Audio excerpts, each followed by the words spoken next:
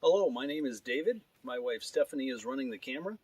And in this video, we're here to talk to you about our RV. It's a Sunseeker model 2250 LE.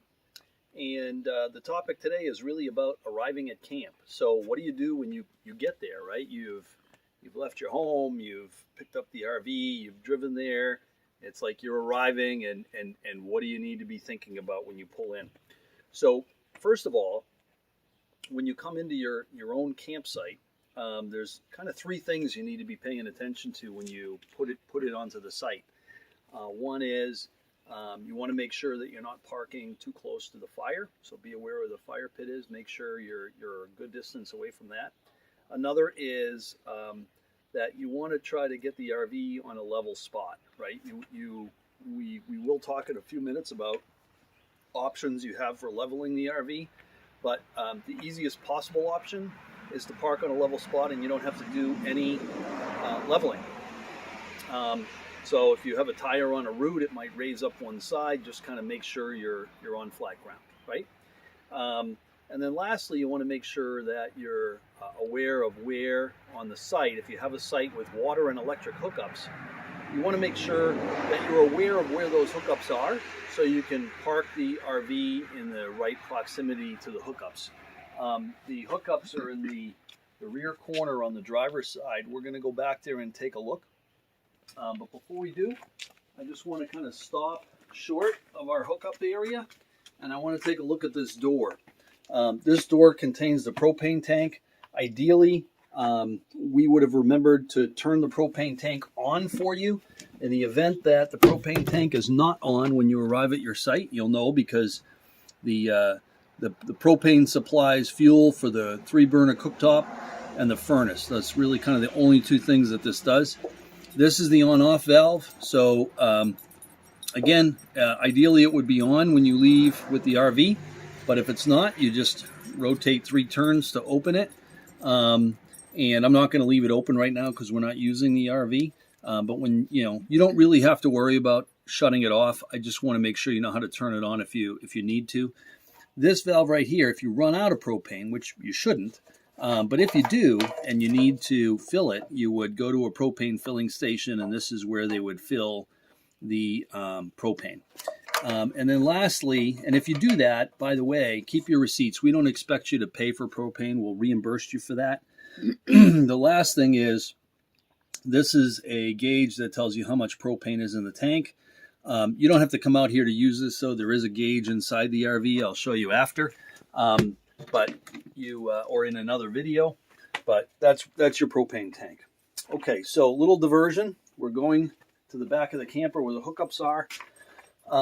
So your RV does have a water tank on it, a fresh water tank. So when you're not hooked up to water at the site, this is a fill valve. So if you are using the water tank on board and you need to refill it, this is where you would refill the water.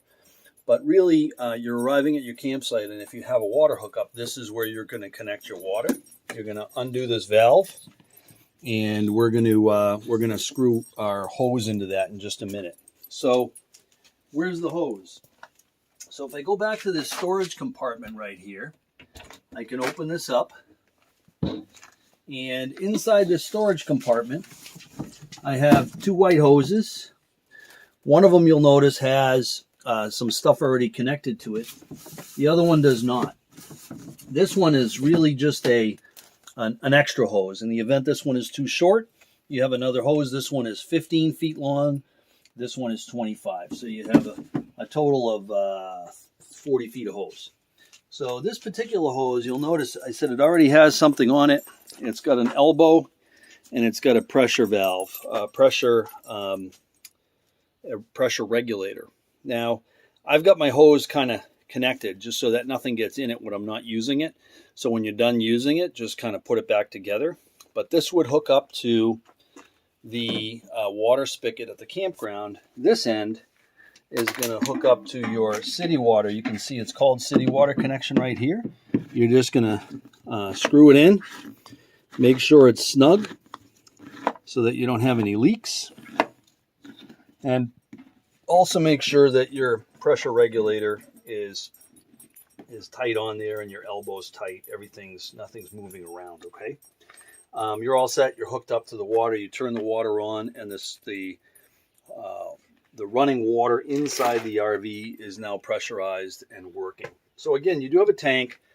If you use that, you're gonna, you run your pump inside, but you'll have your pump off if you're hooked up to city water. So that's it on the water. Now we're gonna go take a look inside the storage compartment, and you'll notice up here in the storage compartment there's an outlet here. That's a 30 amp outlet, and the electricity that feeds this outlet is coming from the generator. So if you're using the generator, that's why this is plugged in. This is the plug that feeds the RV with electricity. So when you're not camping and plugged into shore power, you would leave this plugged into the generator so that in the event you're going to use the generator, you don't have to come out here and plug this in. And we cover the generator in a different video. So again, you're arriving at your campsite. You do have power.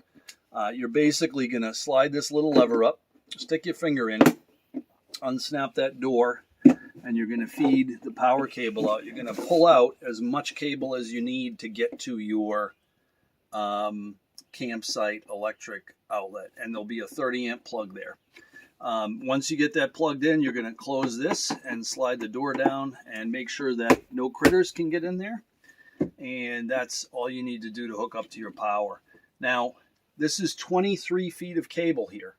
So that's how much cable you have to get to your outlet. If you have an extension cord or need an extension cord, in this basket is an adapter you can put on here that will reduce it to 15 or 20 amp, which is essentially the outlet you're used to seeing in your house. This is 30 amp. So if you put an adapter on and you use an extension cord, you're reducing your total amperage. So you're better off just plugging directly in as long as your cable can reach. When you're leaving for the at the end of your camp trip, you just put your cable inside, reconnect to your generator. Not that you're going to use it right now, but in the event you're going to use it sometime, you don't have to plug it back in, and just snap that shut so no critters can get in there. All right. So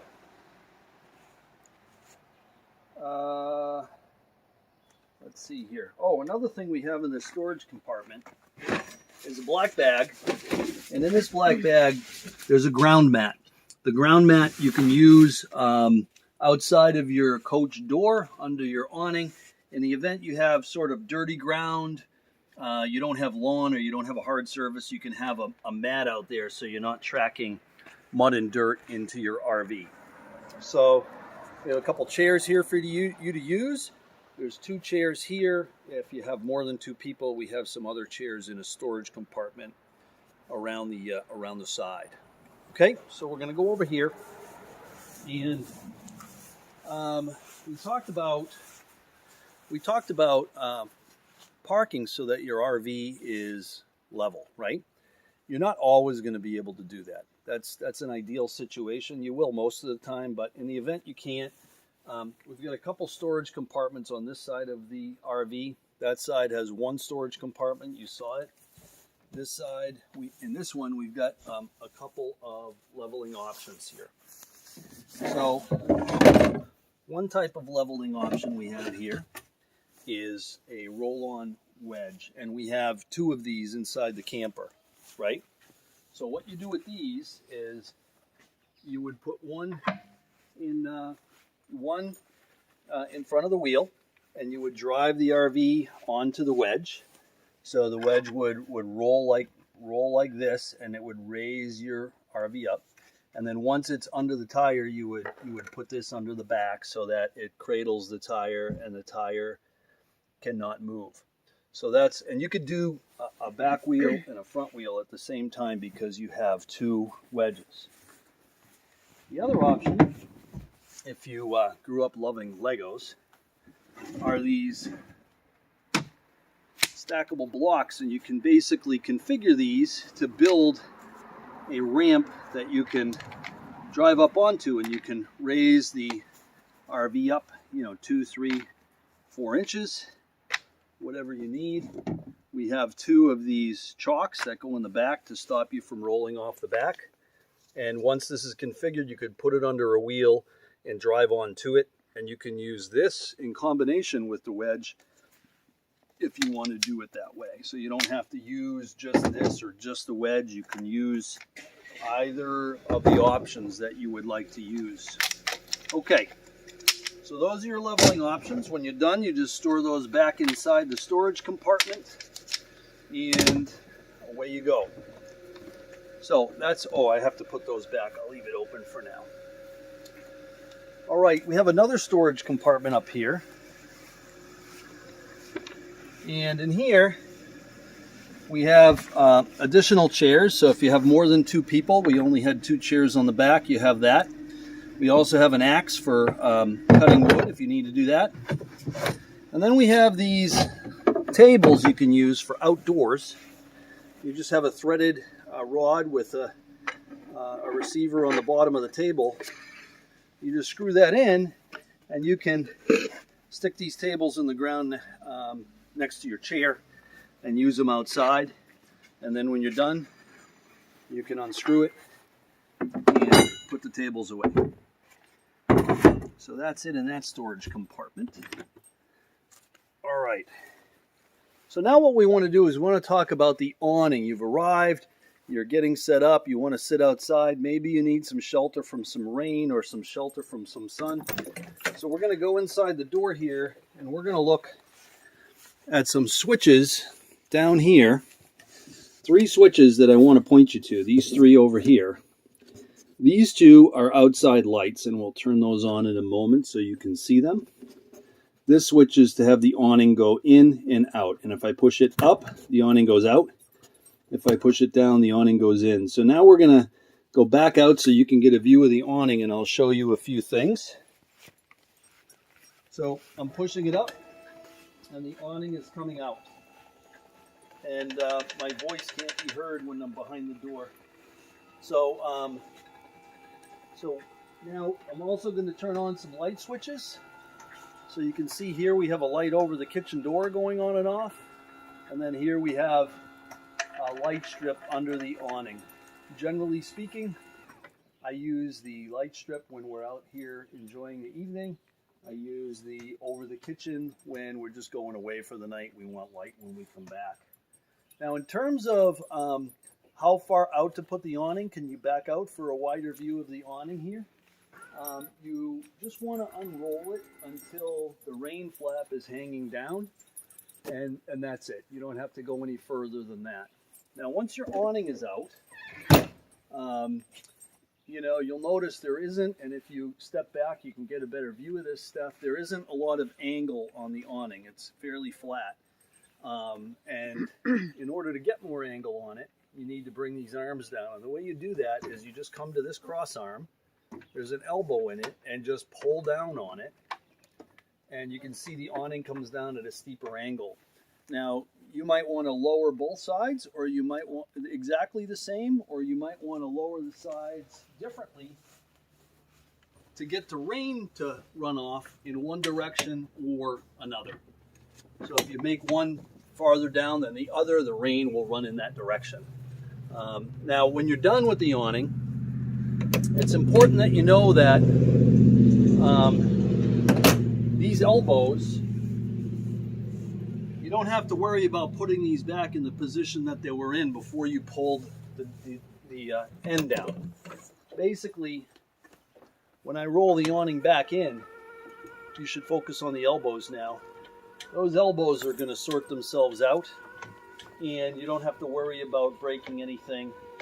They're just going to do the right thing. You can see that happening right now, so no need to worry about that. So we're just going to let that awning get in, and we are going to go inside the coach.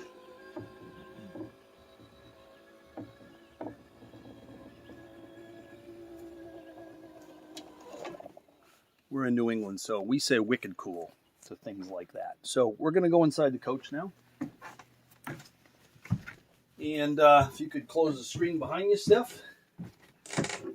So inside the coach here, the first thing I want to show you is just some basics about lights. We've got this control panel on the closet wall above the dinette. The two farthest switches to the right in the center column are kitchen and living room ceiling lights. Okay, those are built into the panel. So you might not otherwise look for those because they're part of a panel with a lot of other controls. But under, you can see we have lighting under the cabinet. The light switch is under the cabinet. We have lighting under the kitchen cabinet. The light switch is under the kitchen cabinet. And then we also have some wall switches, here in the bathroom area where we can just turn on and turn off the lights here. And there's wall switches inside the bathroom as well. Okay, so that's how we get all the lights on and off. So, all right, you've arrived. You've leveled your RV. You've put out your awning. You've hooked up your electric and your water. You might have arrived at noontime, and now you guys are going to go for a swim or something like that. But possibly you pulled in the middle of the night. Either way, at some point you're going to have to set up your sleeping arrangements. There are 3 places to sleep in the RV. One is this queen bed in the back of the RV. All right. We're going to look at, and really what we have to talk about here is the slide coming in and out. You'll notice that when we started this video, the slide was already out. That wouldn't be the case if you pulled into your campsite, right? It would be in and you'd have to put it out. We'll look at that in a minute. We also have the dinette area. This is a sleeping area. We'll show you how to configure this. There is one little nuance that is important for you to be aware of. And then finally, we have the overbunk sleeping area. What happens is there's this cutout that I'm standing in right here. And this is great for standing up from the chassis and coming back and then sitting down again. But we need to fill this gap to sleep. So we're gonna go ahead and we're gonna first start with this. First of all, there's a light on each side. Each light has a little push button in the middle of it to turn the light on and off. So that's how you do those. I'm going to take this pad that's laying here and just slide it out and drop that into place. And the bed's in place. We've got pillows and sleeping bags up there. We've got some storage area, and there's an outlet in there, cup holders up there, and storage bins. Over here, we have a ladder. It's clipped in for traveling. I'm going to unclip it, and you'll see it has some hooks here, and there's receivers for these hooks built onto this bed platform. Hook it in, and we can climb up and down from the bed, no problem. And you're good to go. If you choose to travel with the bed in this configuration, that's totally fine. But you don't have to. So I'm going to turn that light off. Now we want to talk about the dinette. The dinette is, the table is just on a single leg. So we're just going to give it a little wiggle and pull it out. You can see that just goes into a hole in the floor. And under the table, where the leg connects to the table, there's a set screw here. You're going to loosen the set screw, pull the leg out. Just set it on the floor. I'm going to flip these pillows up so they're not going to stay up. And we're going to take the tabletop and drop it into the grooves that are there for it. Now on this side, we're going to remove the pillows and just drop them down. On this side, it's just a little bit different. Pull the pillows off. This must be laying down. In order for the pillows to fit, the back of this bench is magnetically held in place. You're just going to tap it so the magnets release. It's going to drop down.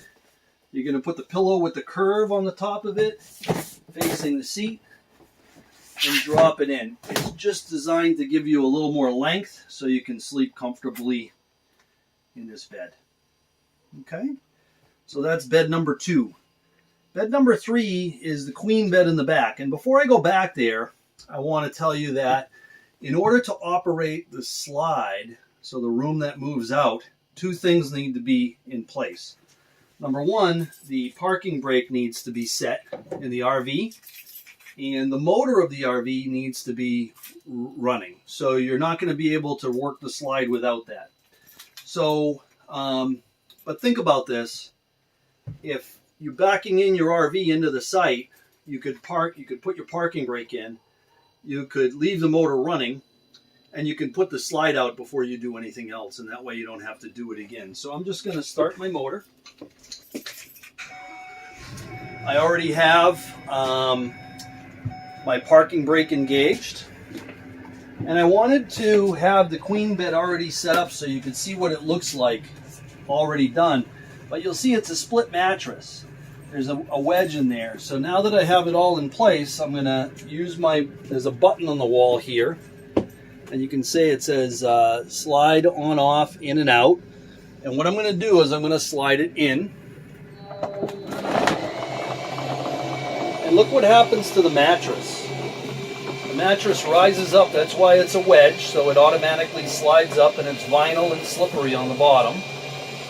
And that mattress comes in. Okay.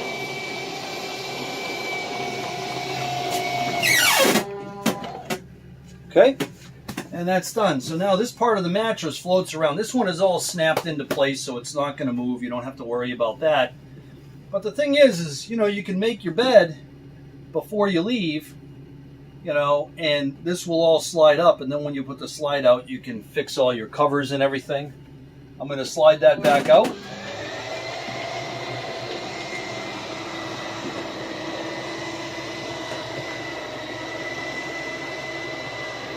Now, just like the bunk I showed you up above, there's 2 lights under the cabinets at the headboard of the bed.